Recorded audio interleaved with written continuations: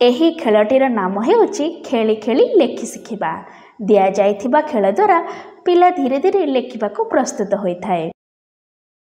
ପିଲା ହାତରେ ମା ଚୁଡ଼ି ଦିଅନ୍ତୁ। ଚୁଡ଼ିକୁ ପିଲା ହାତ ମୁଠାରେ ଧରିବା ପାଇଁ ପିଲାକୁ ଉତ୍ସାହିତ କରନ୍ତୁ। ପିଲାକୁ ହାତରେ ପେନସିଲ ଧରାଇ ତାଙ୍କୁ ଚଟାଣ କିମ୍ବା କାନ୍ଥରେ ମନ ଇଚ୍ଛା ଲେଖିବା ପାଇଁ ଉତ୍ସାହିତ କରନ୍ତୁ।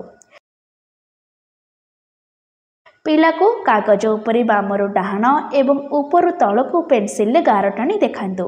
ପିଲାକୁ ସେହିପରି କରିବା ପାଇଁ ଉତ୍ସାହିତ କରନ୍ତୁ। ପିଲାକୁ କାଗଜ ଉପରେ ପେନସିଲ ଗୋଲ ତିଆରି କରି ଦେଖାନ୍ତୁ ଏବଂ ଆମେ ଗୋଲ ତିଆରି କରିଛେ ଏହା କୁହନ୍ତୁ। ପିଲାକୁ ସେହିପରି କରିବା ପାଇଁ ଉତ୍ସାହିତ କରନ୍ତୁ। ଆପଣଙ୍କ ଏବଂ ପିଲାଙ୍କ ଭିତରେ ସମ୍ପର୍କକୁ ଆହୁରି ଗଭୀର ହେବା ପାଇଁ ଦିନରେ କିଛି ସମୟ ପିଲାଙ୍କ ସହ ବିତାନ୍ତୁ। ଦିଆଯାଇଥିବା ଖେଳଗୁଡ଼ିକ ପିଲାଙ୍କ ସହ ଖେଳନ୍ତୁ ଏବଂ ଆପଣଙ୍କ ଅନୁଭବ ଆମକୁ ଅବଶ୍ୟ ଜଣାନ୍ତୁ।